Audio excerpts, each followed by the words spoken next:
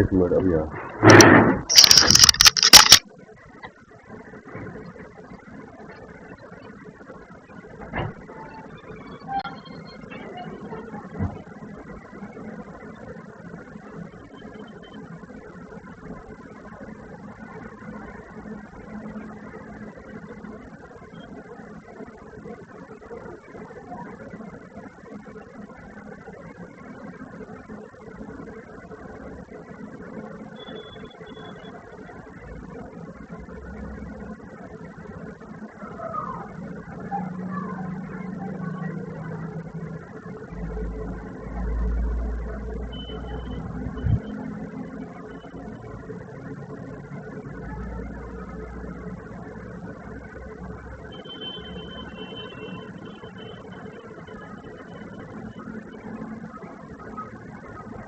Hello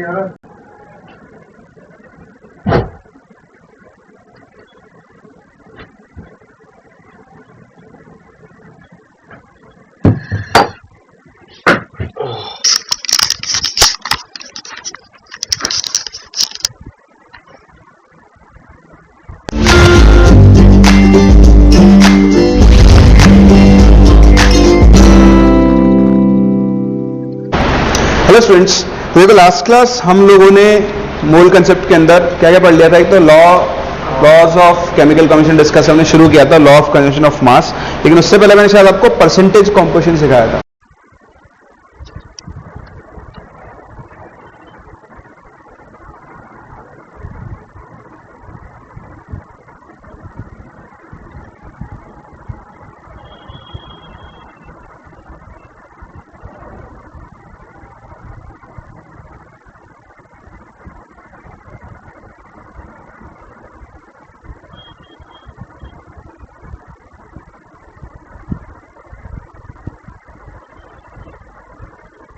है ना, एक एलिमेंट के अंदर एक कंपाउंड के अंदर किसी एलिमेंट का या मॉलिक्यूल का परसेंटेज कैलकुलेट करना।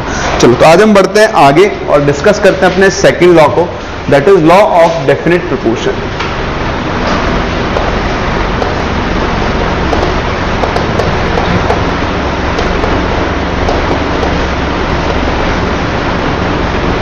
देखो लॉ क्या होते हैं, इनकी डेफिनेशन नहीं रटनी होती है, इनका स्टेटमेंट नहीं रटना होता है, बस आपको इनको समझना होता है कि क्या होता है। तो बहुत ही आसान है। सबसे पहले आप इसका स्टेटमेंट लिख लो, एक फटाफट से लिखो। According to this law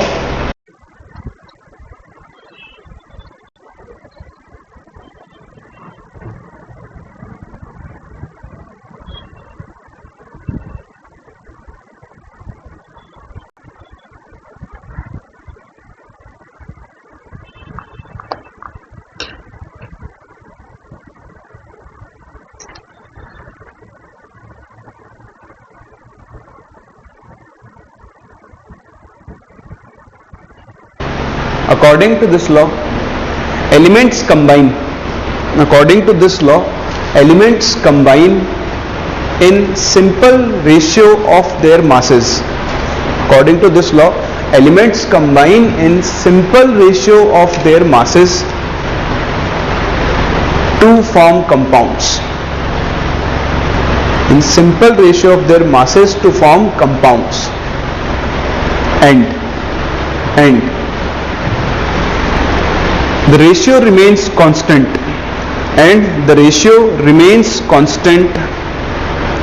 irrespective of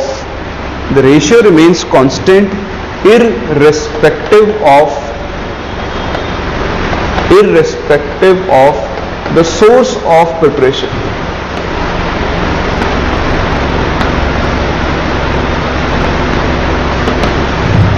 ठीक है, अब इसका मतलब क्या है? स्टेटमेंट लिख लिया, सब पढ़ लिया, भूल जाओ। सिर्फ इतना देखना आपको। ये कह रहा है कि देखो जैसे H2O बना, तो जब भी H2O बनेगा, बताओ इसके अंदर हाइड्रोजन और ऑक्सीजन का मास रेशियो हमेशा क्या रहेगा? फिक्स। मतलब कैसे बताओ, यहाँ हाइड्रोजन कितना काम में आ रहा है? 2 ग्राम्स।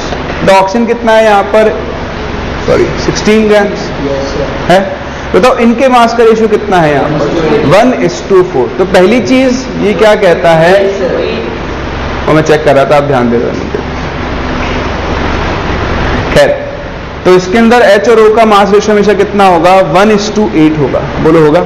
अब पहली चीज तो ये कि जब कोई कंपाउंड बनता है तो उसमें एलिमेंट्स अपने मासेस के फिक्स्ड रेशियो में कंबाइन होते हैं। दूसरा, irrespective of the source of preparation, ये वाटर आप कहीं से भी उठा लाओ, ये वाटर आप सी वाटर उठा लाओ, उसमें भी हाइड्रोजन ऑक्सीजन का रेशियो कितना आएगा, 1:8 आएगा। आप इसे किसी नदी में से उठा लाओ तो भी रेशियो कितना आएगा, 1:8। आपके घर के पीछे बहती नाली में से उठा लाओ, पानी जो लाओगे, सही बात है, उसमें क्या हंसने की क्या बात है, उसमें भी 1:8 तो आएगा, पानी थोड़ी बदल जाएगा। ऑल्दो बहुत सारी इंप्योरिटीज और आ जाएंगी आपके पास, लेकिन पानी का कॉम्पोजिशन क्या रहेगा, सेम। ये पानी आप H2O2 के कॉम्बिनेशन से बनाओ, ये पानी मान लो CH4 का कंबस्टन हुआ तो उसमें भी पानी बनता है ना, H2O, वहां से ले आओ, कहीं से भी ले आओ, वाटर में हाइड्रोजन और ऑक्सीजन के मास का रेशियो हमेशा क्या रहेगा, फिक्स्ड रहेगा। इसी को हम लोग क्या बोलते हैं, लॉ ऑफ डेफिनेट प्रोपोर्शन बोलते हैं। बोलो कोई डाउट? ठीक, चलो इसके बाद मूव करते हैं थर्ड लॉ पर, जो कि आपके लिए ज्यादा इंपॉर्टेंट है।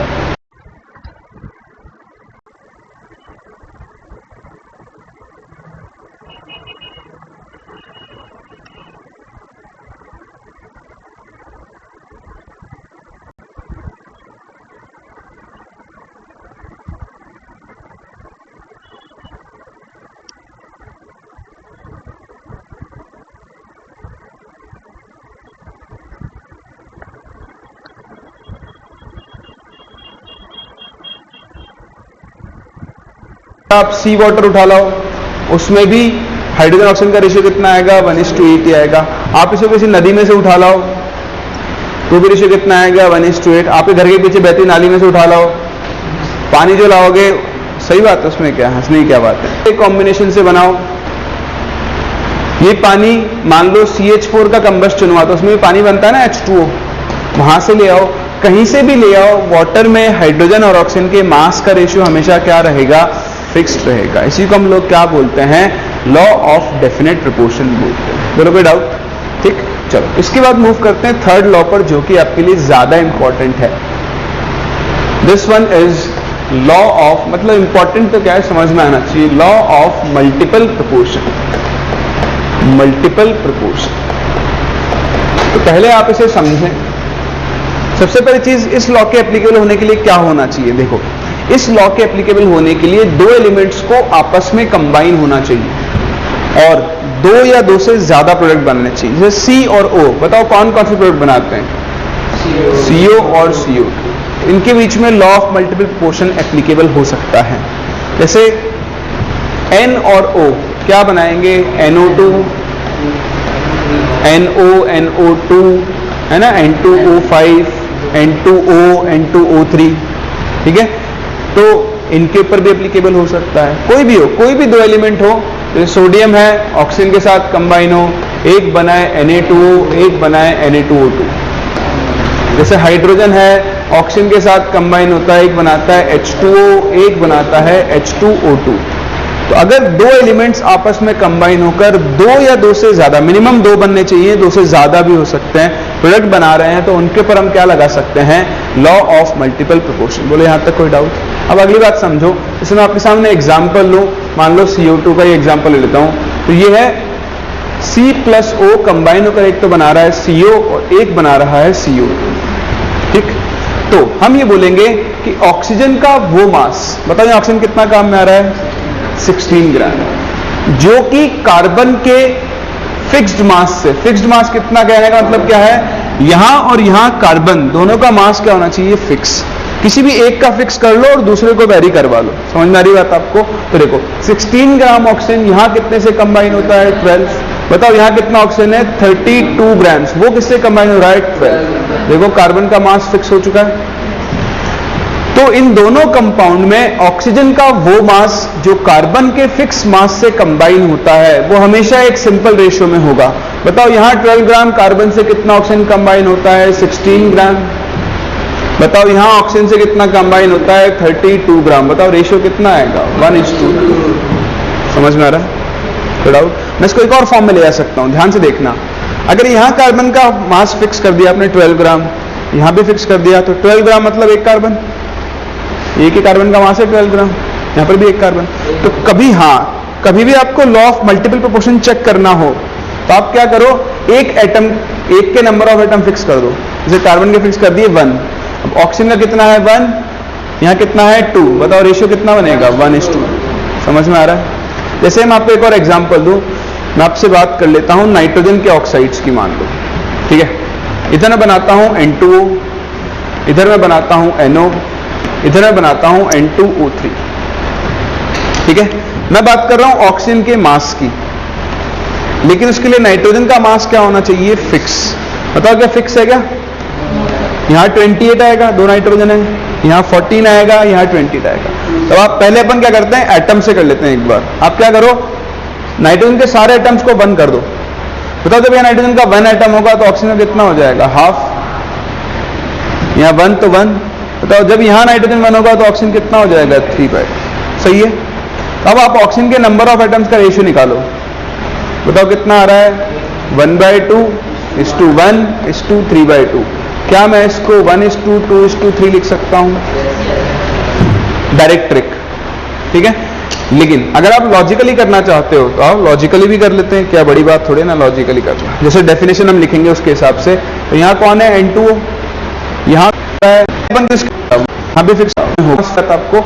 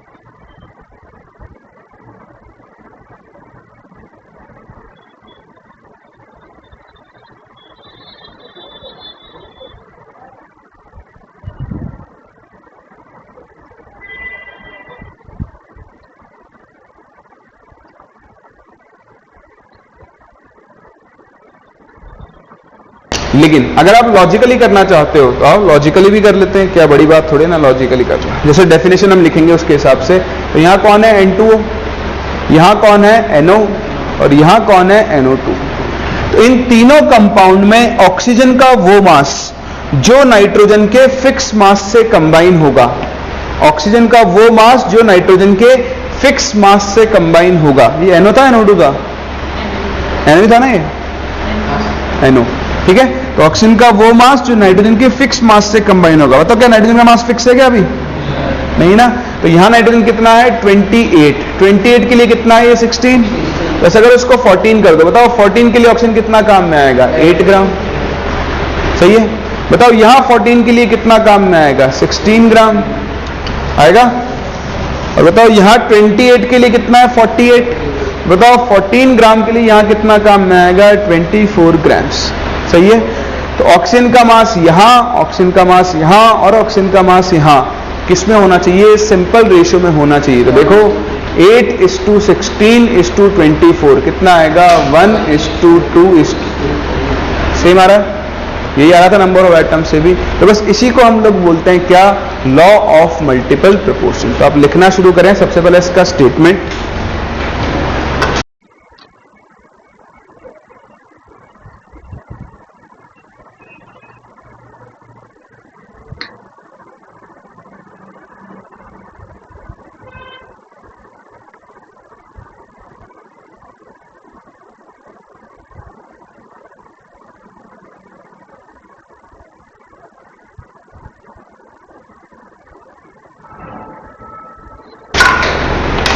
देखो according to this law, according to this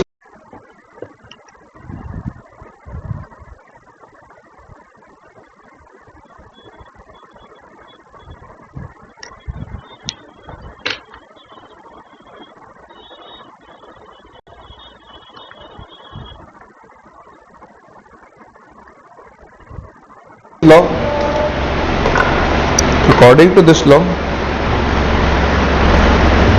when two elements combine, according to this law, when two elements combine to form, two elements combine to form two or more, two elements combine to form two or more compounds, two or more compounds, then the masses of an element या one element, then the masses of one element, when the masses of one element which combine with the fixed mass of another element, which combine with the fixed mass of another element,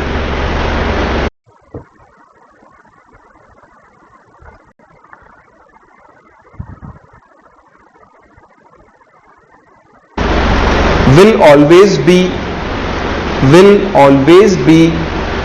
in a simple ratio, will always be in a simple ratio. ठीक है, ये कुछ examples आप copy करो पहले तो, ये सब में एप्लीकेबल है, साइड में तो लिख लेना, मतलब ऐसे केस होने चाहिए। और ये आप चाहो तो दो एग्जांपल कॉपी कर सकते हो। डेफिनेशन के हिसाब से देखना, दो कंपाउंड बन रहे हैं, उनमें एक एलिमेंट का मास जो दूसरे एलिमेंट के फिक्स्ड मास से कंबाइन होता है हमेशा एक सिंपल रेशियो में होगा। कॉपी करो फिर आगे बढ़ो।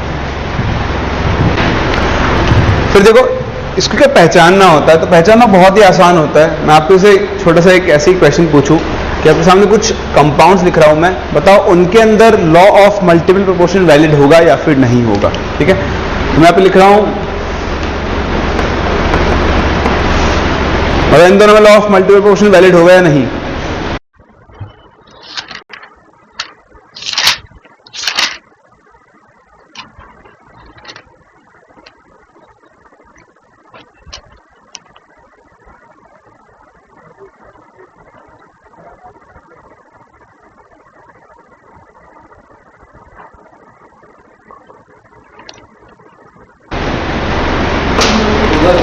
होगा, वेरी गुड। क्यों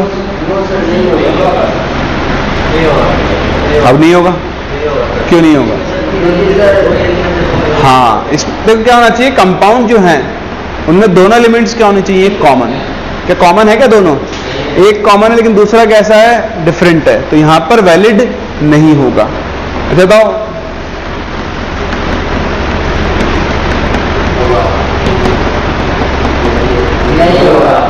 नहीं होगा, क्योंकि लास्ट अगर ये नहीं होता तो ठीक है। तो सबसे कंडीशन क्या है आपका कि जितने कंपाउंड लिखे हुए हैं उनमें सारे एलिमेंट्स क्या होने चाहिए, कॉमन, तभी उनके ऊपर लॉ ऑफ मल्टीपल प्रोपोर्शन आप लगाओगे, वरना नहीं लगा सकते।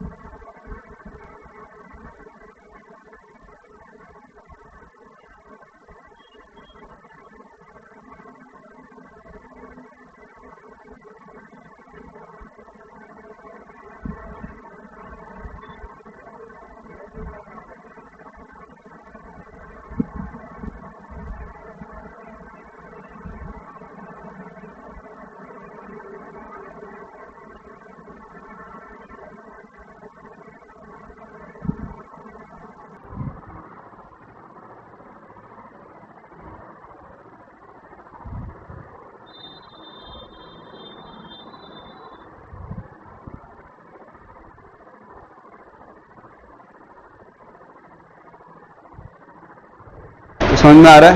अच्छा बस इन दोनों पर वैलिड होगा या नहीं? ये 3 लिख रहा हूं। नहीं होगा पक्का? नहीं होगा। क्यों? क्योंकि एलिमेंट्स क्या हैं, सारे आपके डिफरेंट हैं। ठीक है, सिंपल सा मेथड होता है पहचानने का कि सारे एलिमेंट्स क्या होने चाहिए, कॉमन। अगर वैसा नहीं दिया है तो फिर आपको रेशियो निकालना होता है। उसके लिए आपको क्वेश्चन दिए हुए हैं आपके डीबीपी के अंदर, आप ट्राई करना। नहीं होगा तो फिर अपन लोग उनको डिस्कस करेंगे। सही है, चलो आगे बढ़ते हैं। इसका एक लिमिटेशन होता है। लिमिटेशन क्या होता है देखो, जैसे मैं आपसे पूछूं H2O एंड D2O, बताओ इन पर ये लॉ वैलिड होगा या नहीं? क्यों?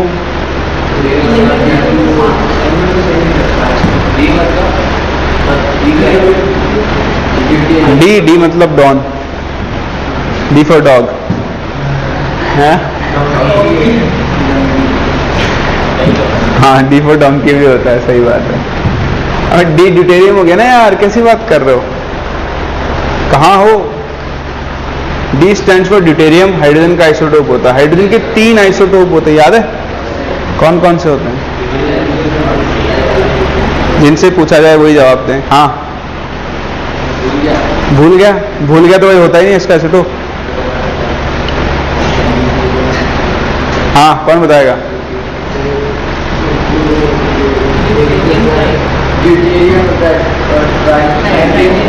टाइटेनियम, टाइटेनिक, लिथियम, ट्रिथियम,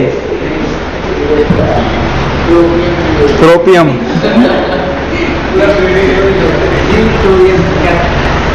सही है।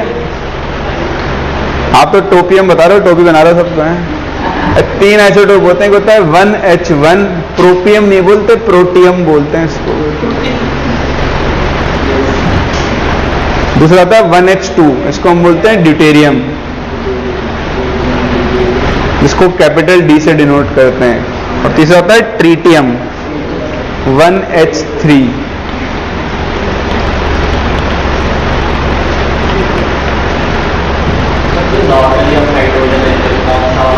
नॉर्मली हाइड्रोजन मिक्सचर होता है। जितने भी एलिमेंट के आइसोटोप्स हैं वो अपने आइसोटोपिक मिक्सचर की फॉर्म में जैसे थोड़ा बहुत क्या था, एक्सटेंट बहुत कम होता है। जैसे आपने जितना भी उसका ऑलमोस्ट 90% के आसपास या 99% के आसपास प्रोटियम होता है, बाकी दोनों बहुत कम अमाउंट के अंदर। ठीक है, सुना ना हैवी वाटर? ये नॉर्मल वाटर है, ये हैवी वाटर है। इसको पी लो तो आप हैवी हो जाओगे, वजन बढ़ जाएगा आपका। तो जितने भी जिनका वजन अंडर वेट है वो भारी पानी, नाम ही भारी है ना यार उसका। अगर आप भारी चीज खाओगे तो भारी तो होगे, हल्के थोड़ी होगे। खैर छोड़ो, टाइम पास की बात है। H2O D2O, इन दोनों के अंदर law of multiple proportion valid नहीं होगा। बताओ क्यों? हाँ देखो, एक तो रीजन क्या, आइसोटोप है ना, तो मास सेम नहीं आएगा। पहली बात आप देखो H2O, बताओ हाइड्रोजन का यहाँ मास कितना काम में आ रहा है? 2 ग्राम।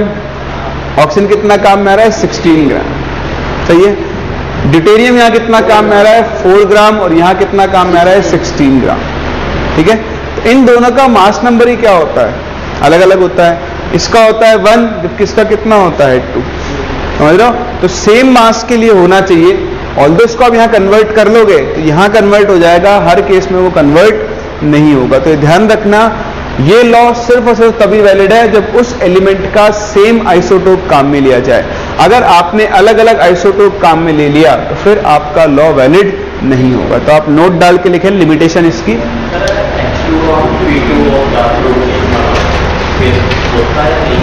नहीं होगा ना, कैसे होगा? H2O और प्रोटियम, ये प्रोटियम ही है।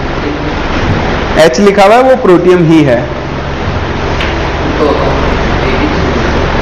लिखो आप limitation, it is only valid, it is only valid if the same isotope of the element is used। अगर आपने अलग अलग आइसोटोप यूज कर लिए तो फिर ये लॉ वैलिड नहीं होता है। अच्छा, तो आप एग्जाम्पल से मैं आपसे बात करूं, H2O और T2O2, ये ट्रीटियम है आपका। ठीक है, अब इनमें वैलिड नहीं होगा। क्यों नहीं होगा? देखो, हाइड्रोजन का यहाँ मास है 2 ग्राम, ऑक्सीजन कितना आएगा 16 ग्राम्स। इसके 1 ग्राम के लिए कितना हो जाएगा 16/2 दैट इज 8। अब यहां मास अलग हो गया, क्या हो गया ये 6 ग्राम हो गया, 6 ग्राम के लिए कितना हो गया 32, तो 1 ग्राम के लिए कितना होगा 16/6 यानी 32/6 कितना हो गया 16/3। तो ऑल्दो सिंपल रेशियो तो आ जाएगा 8:16/3, अब आ जाएगा 3:2।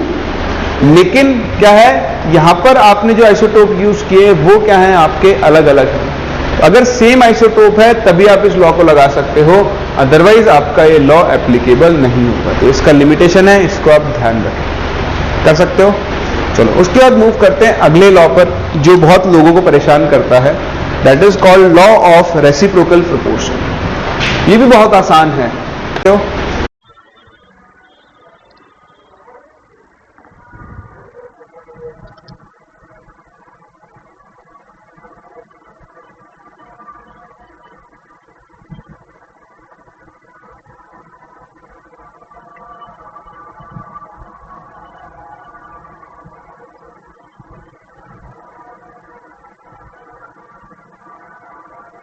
चलो उसके बाद मूव करते हैं अगले लॉ पर जो बहुत लोगों को परेशान करता है, that is called law of reciprocal proportion. ये भी बहुत आसान है, ऑल्दो आपको इनके स्टेटमेंट्स नहीं रटने हैं, बस समझना है। तो देखो कितना आसान है ये law, law of reciprocal proportion.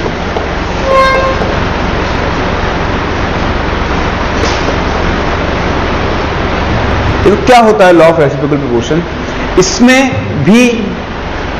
दो की जगह 3 एलिमेंट्स थे। यहां कितने एलिमेंट्स थे 2, यहां होते हैं 3। ध्यान से समझना, जैसे कार्बन है, कार्बन एक तो कंबाइन हो हाइड्रोजन से और कार्बन एक कंबाइन हो ऑक्सीजन से। बताओ कार्बन हाइड्रोजन से कंबाइन होता है कोई सिंपल कंपाउंड बताओ कार्बन हाइड्रोजन का, मीथेन CH4। बताओ कार्बन ऑक्सीजन कोई कॉमन कंपाउंड बताओ, CO या CO2 कुछ भी ले लो, आपकी मर्जी है, ठीक है। तो देखो अब यहां पे क्या होता है, एक एलिमेंट होता है वो 2 अलग अलग एलिमेंट से कंबाइन होता है और 2 अलग अलग कंपाउंड बनाता है, ठीक है। अब ये क्या कहता है लॉ कि जब ये दोनों कंबाइन होंगे, कौन दोनों, इसको ऐसे करो, ऐसे लिखो थोड़ा, यहां लिखो H तो ये क्या बनाता है CH4, यहां लिखो O तो ये क्या बनाता है CO। अब ये कहता है लॉ कि जब H और O कंबाइन होंगे तो बताओ कंपाउंड क्या बनेगा H2। बोलो यहां तक समझ में आ रहा है? तो लॉ क्या कहता है कि यहां पर हाइड्रोजन का मास बताओ कितना है 4 ग्राम्स, और यहां पर ऑक्सीजन का मास बताओ कितना है 32 ग्राम्स। तो 2 डिफरेंट एलिमेंट्स जो कि सेम एलिमेंट से कंबाइन हो रहे हैं, तो इन दोनों एलिमेंट्स के मास का रेशियो बताओ कितना आएगा 4:32 दैट इज 1:8, जो कि इस सेम एलिमेंट के फिक्स्ड मास से कंबाइन होते हैं। देखो यहां भी कार्बन का 12 ग्राम है, यहां भी कार्बन का 12 ग्राम है, तो यहां कार्बन के 12 ग्राम के लिए हाइड्रोजन कितना काम में आ रहा है 4, यहां कार्बन के 12 ग्राम के लिए ऑक्सीजन कितना काम में आ रहा है 32, तो इनका मास रेशियो कितना है 1:8। अब ये लोग कहते हैं कि जब ये दोनों कंबाइन होकर कोई नया कंपाउंड बनाएंगे तो उनमें इनका मास रेशियो या तो इसके बराबर आना चाहिए या फिर इसका कोई सिंपल मल्टीपल होना चाहिए। तो आप देखो यहां हाइड्रोजन कितना होता है 2, यहां कितना है 16, रेशियो कितना आ रहा है 1:8। देखो दोनों का रेशियो सेम आ रहा है ना, या तो सेम आने चाहिए या दोनों एक दूसरे के मल्टीपल होने चाहिए। मल्टीपल कैसे होंगे वो भी देख लेंगे हम, और अब बात समझ में आ रही है आपको। तो यहां पर क्या होगा 3 एलिमेंट्स होंगे और 3 कंपाउंड्स होंगे, ठीक है। यहां पे 2 डिफरेंट एलिमेंट्स के मास का रेशियो निकालो और फिर ये दोनों जो कंपाउंड बना रहे हैं वहां मास का रेशियो निकालो। अगर दोनों सेम है या फिर सिंपल मल्टीपल है तो ये लॉ वैलिड है, अदरवाइज वैलिड नहीं है। तो वैलिडिटी चेक करना तो बहुत आसान होता है, मैं ट्रिक सिखाऊंगा आपको, अभी तो आप लॉजिक से देखो। सिर्फ एक और एग्जांपल लेते हैं, मान लो मैं लेता हूं कार्बन इज वैलिड,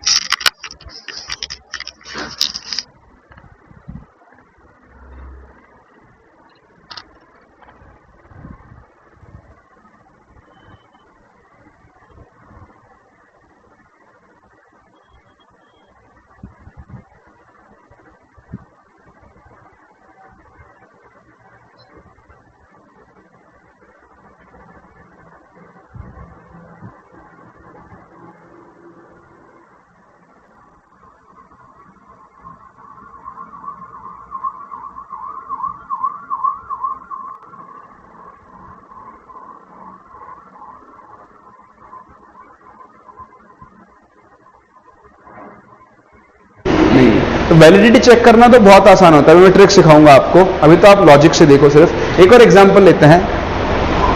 मान लो मैं लेता हूं कार्बन, सल्फर, ऑक्सीजन।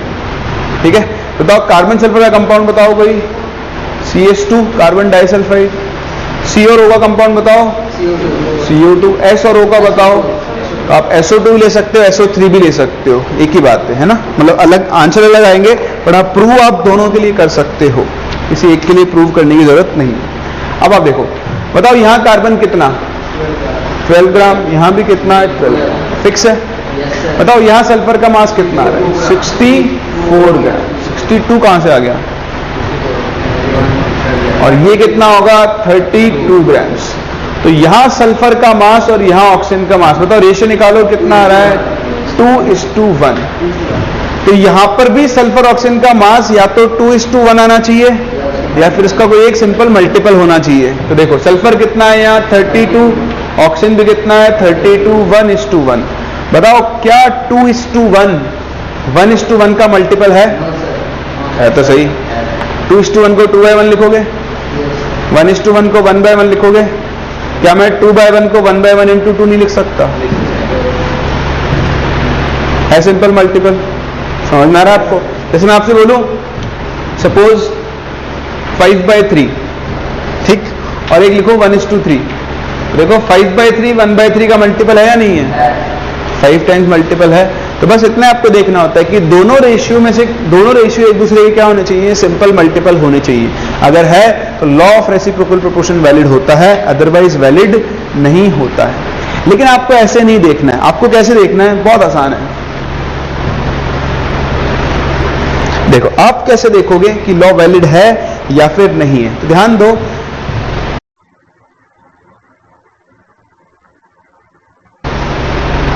एक कंपाउंड है CH4, दूसरा कंपाउंड है CO2 और तीसरा कंपाउंड क्या है, H2। यहां पर 3 कंपाउंड्स होने चाहिए, ठीक। 3 में से 2 के अंदर एक एलिमेंट कॉमन और 2 एलिमेंट अनकॉमन यानी डिफरेंट होने चाहिए। क्या है, इन दोनों में कौन कॉमन है, कार्बन, और डिफरेंट कौन है, हाइड्रोजन, ऑक्सीजन। अब जो अगला कंपाउंड बनना चाहिए वो दोनों ही डिफरेंट एलिमेंट से बनना चाहिए। बन रहा है तो लॉ वैलिड है, अदरवाइज वैलिड नहीं। देखो दूसरा एग्जांपल कौन कौन था यहां पर, CH2 CO2। तो देखो एक एलिमेंट कॉमन, 2 अनकॉमन। बताओ अगला कंपाउंड किससे बनना चाहिए, SO2 या SO3 से बनेगा। तो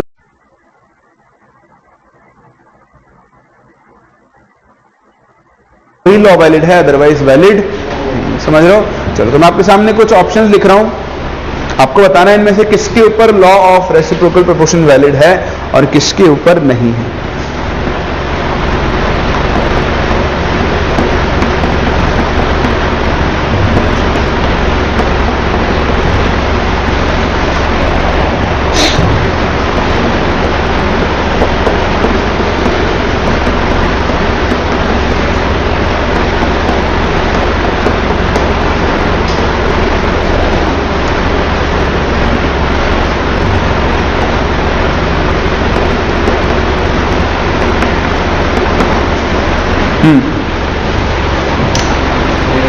इनमें से किस किस पर law of reciprocal proportion valid है। फर्स्ट पर है सेकंड पर नहीं है, क्यों? देखो दोनों ही कॉमन है यहाँ पर। इसको देख लो, नाइट्रोजन हाइड्रोजन कॉमन है, हाइड्रोजन ऑक्सीजन कॉमन है, तो जो अनकॉमन है, जो तीसरा कंपाउंड था वो हाइड्रोजन ऑक्सीजन से बनना चाहिए था। अगर बनता तो वैलिड है, अदरवाइज नहीं। यहां पर कॉमन है, कोई सल्फर कॉमन है, अगला कंपाउंड सी और ओ से बनना चाहिए, बन रहा है क्या? वैलिड नहीं है। Na कॉमन, अगला कंपाउंड Cl और Br से बनना चाहिए। एक second, nitrogen hydrogen oxygen oxygen common है, अगला कंपाउंड किससे बनना चाहिए? नाइट्रोजन हाइड्रोजन से। अब बोलो। सिर्फ O2 इसमें, सिर्फ O2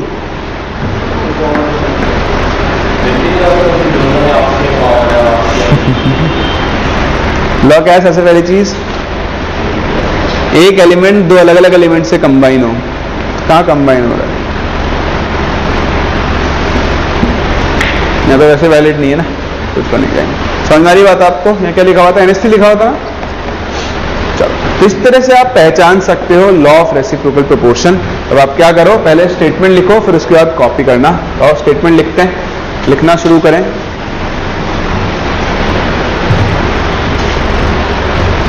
देखो, according to this law, according to this law, when an element combines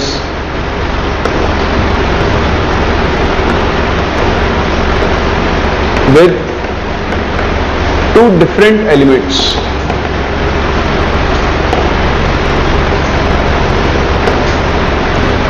through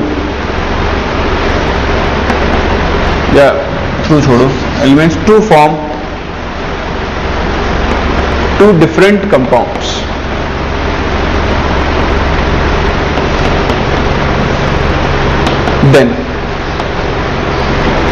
then masses of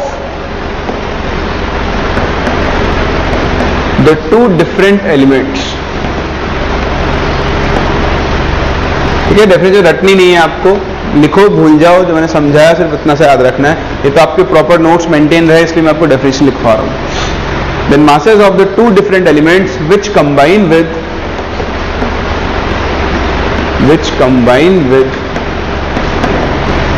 the fixed mass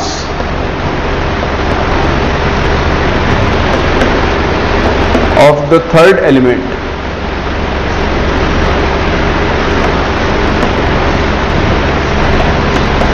will be equal or a simple multiple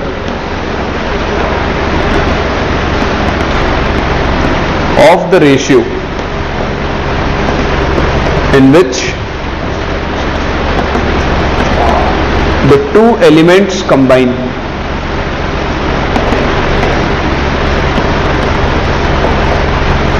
to form a compound।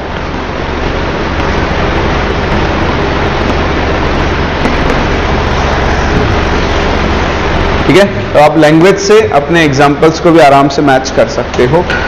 एक बार आप ये लिख लो, फिर हम examples को एक बार और देख लें। तो देखो ये एग्जांपल, अब आप लैंग्वेज के एग्जांपल्स को भी आराम से मैच कर सकते हो।